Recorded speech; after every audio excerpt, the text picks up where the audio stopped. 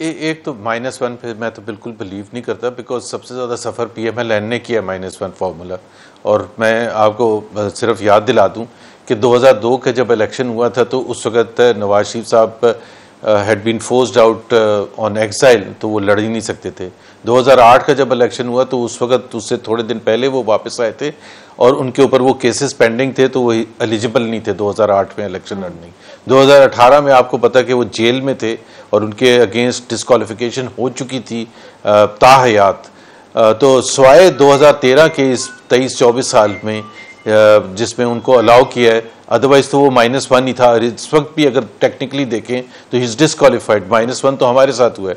सो हम तो कभी भी नहीं चाहते कि सियासी मुखालफिन को किसी और तरीके से बाहर किया जाए, बजाय कि उनके साथ मुकाबला सियासी मैदान में होना चाहिए, और चाहे वो इमरान खान हो या जो भी दूसरी पार्टी हो। So no, we are not supportive of any one, any -1। लेकिन मैं आपको ये बता दूं कि PTI के अंदर से अब बहुत ये स्ट्रॉन्ग एक फीलिंग है।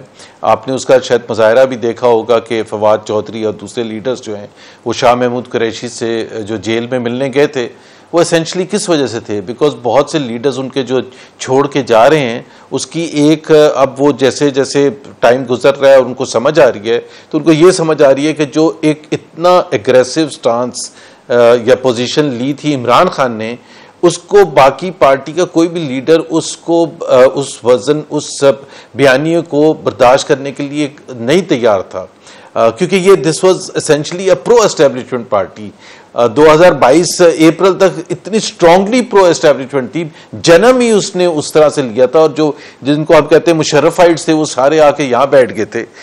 तो वो उनका किस हद तक वो जा सकते थे फौज के साथ लड़ाई करने के लिए। सो अब वो खुद रियलाइज कर रहे हैं, और उनका नुक्ते नज़र ये है कि अगर इमरान खान बाहर हो जाएं, विड्रॉ कर जाएं इस सारे प्रोसेस से, तो कम से कम पार्टी बच जाएगी और कम से कम बल्ले बैलेट बॉक्स पर होगा, और वो फिर उनके जो लोग हैं वो इतने छोड़ के नहीं जाएंगे, उन पर शायद इतना ज़्यादा अताब नहीं आएगा।